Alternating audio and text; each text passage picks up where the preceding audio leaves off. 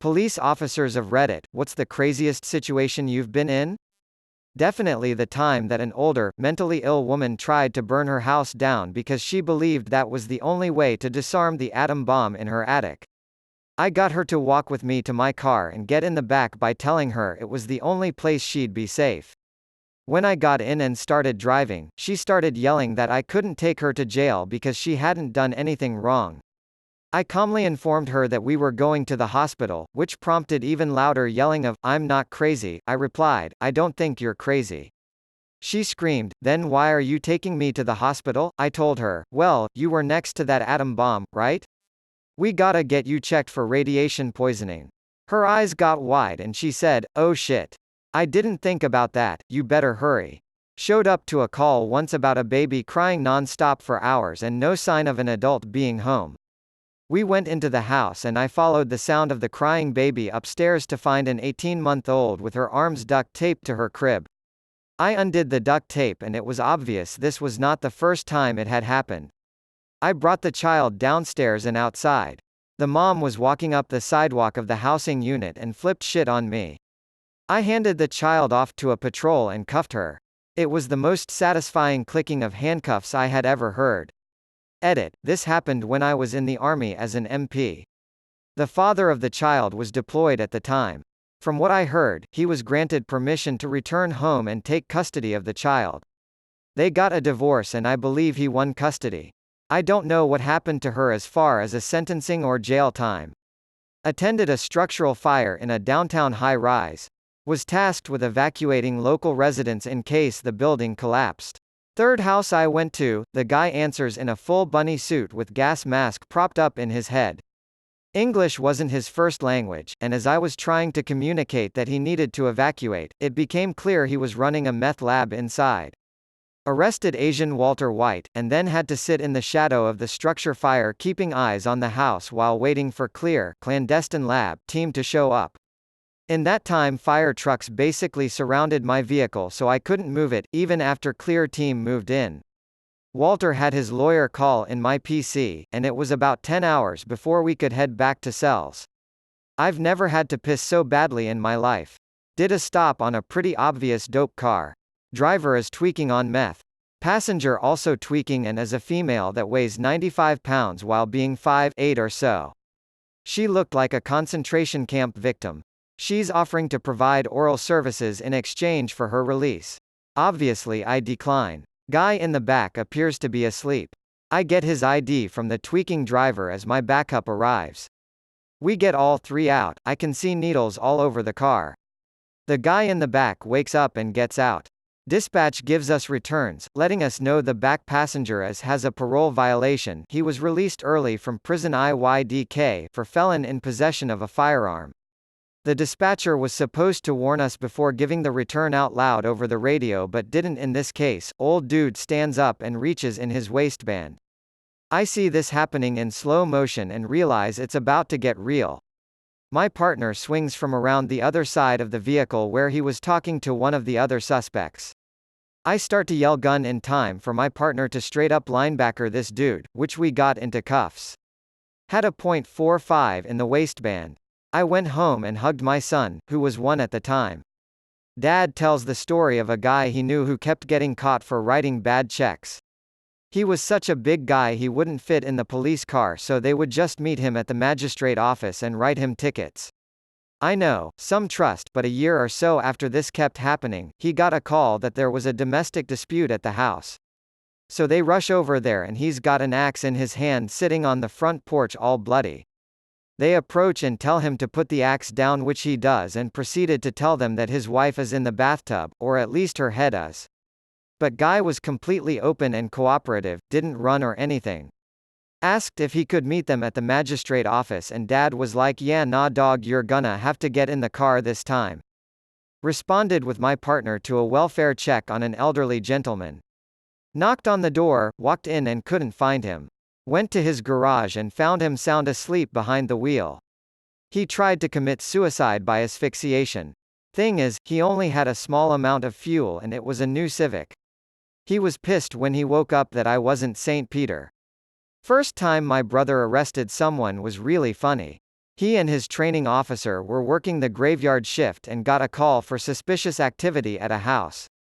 They arrive and the homeowner says there is someone sneaking around his house that shouldn't be there. So they start looking around with their flashlights. Grass is really overgrown in the backyard and my brother notice one of those Fisher-Price kids' car, yellow and red plastic car, moving on its own. They found their guy, naked and high AF, trying to hide under the kid's toy and crawl away. Training officer says, "Well, he's yours, rookie. Had my brother cuff him." Guy didn't want to go to jail and put up a naked fight and take the guy to jail.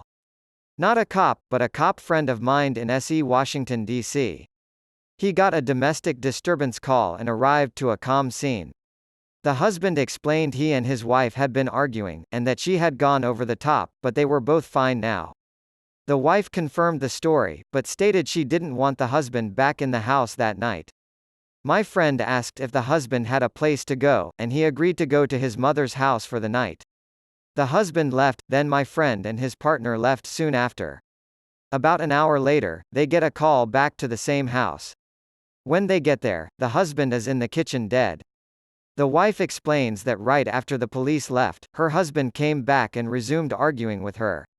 He got in her face and she stabbed in the neck with a chicken bone, hitting his carotid artery.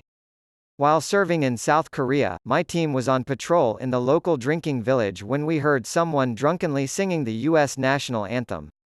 At a loss for where this individual was, we finally looked up and there he was, tight rope walking on the ledge of a building 3 stories up. This is when precision of language is of vital importance, especially when dealing with a drunk. The sergeant on scene said, "Hey, come down here." The drunkard said, "On my way," and proceeded to step off.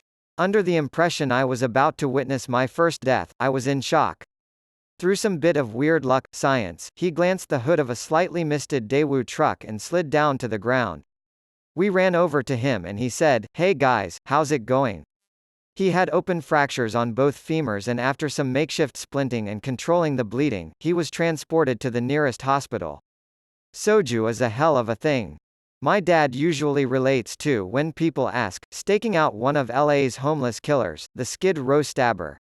This one specifically targeted men who appeared to be homeless. So my dad was part of a task force that would assign one officer a night to be the bait.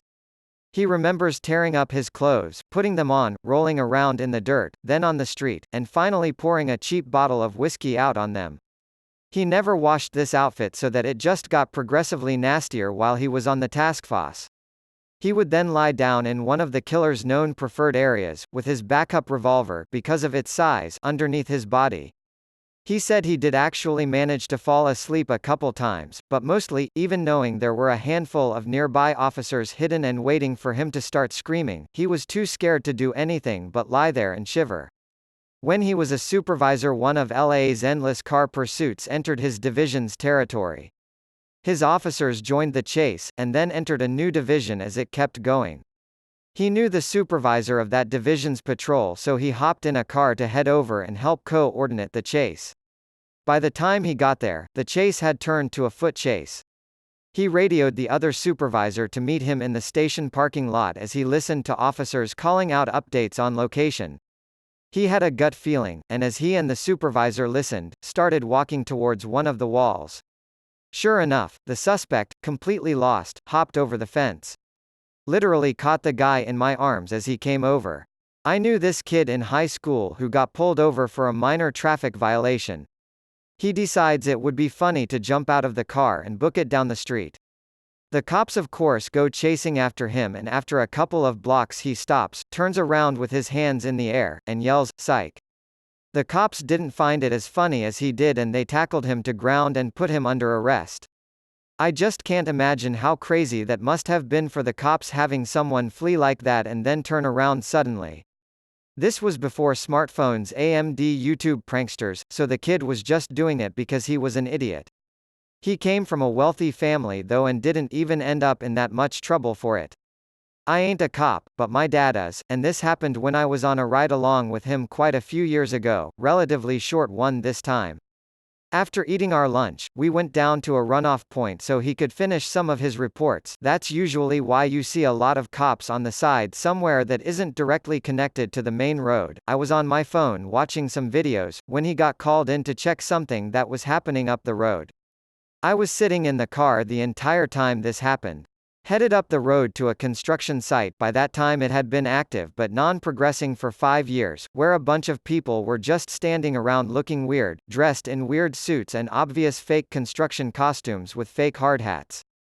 A representative of the construction company had called the police down when these people showed up and didn't say a single thing for hours. Backup arrived and about 6 cops were trying to get 24 people to say anything. After a half-hour passed, every single one of the trespassers began to dance and music began to blare from portable speakers. It went on until the song ended, at which point one of the dancers stood up and said, "Danielle, Kyle has an important question for you."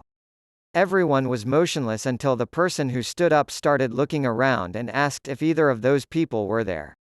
It took another 5 minutes before a threat of arresting everyone came to head and got the speaker to finally begin talking about what was going on. Turns out someone had hired a flash mob crew. They were a bigger thing back then, for a marriage proposal, but no one showed up. After all of that was done, my dad found out that the person who hired the flash mob did so to rob a jewelry store up the road and assumed that the flash mob would draw all the police to the site, not having enough intelligence to realize a flash mob trespassing on a mostly empty machine-free yard wouldn't rank higher than an armed robbery of a jewelry store. The guy was clever in a yes, yes, yes, no kind of way. The idea was logical, but the execution and targets were absolute dogshit. He bragged about it, and was stupid enough to think that saying, "You can't prove the flash mob was me," when literally no one asked him about the flash mob. He was smart but also extremely dumb. His name was actually Kyle, his wife is actually named Danielle, and he paid the flash mob crew with his own money. Dumb. I would pay to have a video of his lawyer's face. I doubt it was a fun day for them. Not a police officer, but I know one. I'm sure he has a million stories, but my favorite that he's told me was the time he was called to a local Mexican restaurant. When he arrived, he was directed to a Cadillac in the parking lot that was a rockin', if you get my drift. He knocks on the window, and a butt-ass naked 80-year-old woman gets out, pissed off that someone interrupted her getting laid. Her 80-year-old husband was laying naked in the vehicle still. This old woman stood outside of her vehicle, completely naked, for a solid 5 minutes, arguing with my friend about how she should be able to get laid whenever she wants.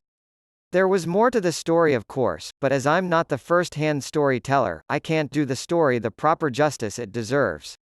He didn't arrest them, even though she stood naked outside for 5 minutes, so she got off easy, pun intended. A guy on a sports team I play in is a drug squad cop and told us the following story. They had staked out a meth lab house for a while and surveilled the house with pinhole cameras for some time. They'd noticed that the occupants were becoming increasingly erratic. Someone senior suggested it was due to them not replacing the filters in their protective masks. Anyway, at some stage they decide it's time to go in, so tactical enter and grab all the guys and clear the rooms. Then a chemical team go in to make sure everything is safe. Eventually my mate and his team go in to collect evidence with a few young uniforms to help. The house is a bit of a shambles but nothing too unexpected, until one of the uniforms picks up a large rubber dildo and starts playing around with it in front of everybody. The senior then tells him, "You know that while reviewing all the footage on this place we never saw any women entering or leaving this house. And why are you the only one not wearing gloves? My partner and I once received a call out about an escaped swan. Let me tell you, we definitely did not have any luck catching it. My uncle was called to a scene where there was a raccoon hit by a car but was still alive and making a ton of noise in a residential area. He got there with his cruiser and all they can do is finish the job. He went over it with his cruiser again. After a second it began crying out again. So he went over it a second time. Same shit. Still crying out, and at this point, he's feeling fucking awful. So he goes over it a third time and gets out and checks it out. The raccoon was finally dead. Then he hears someone yell from a window across the street, "I think you got it that time." My uncle was horrified and worried he'd get into trouble because I believe the correct action is to use your gun, but he didn't want to have to fill out the paperwork and clean his weapon for a small animal roadkill call.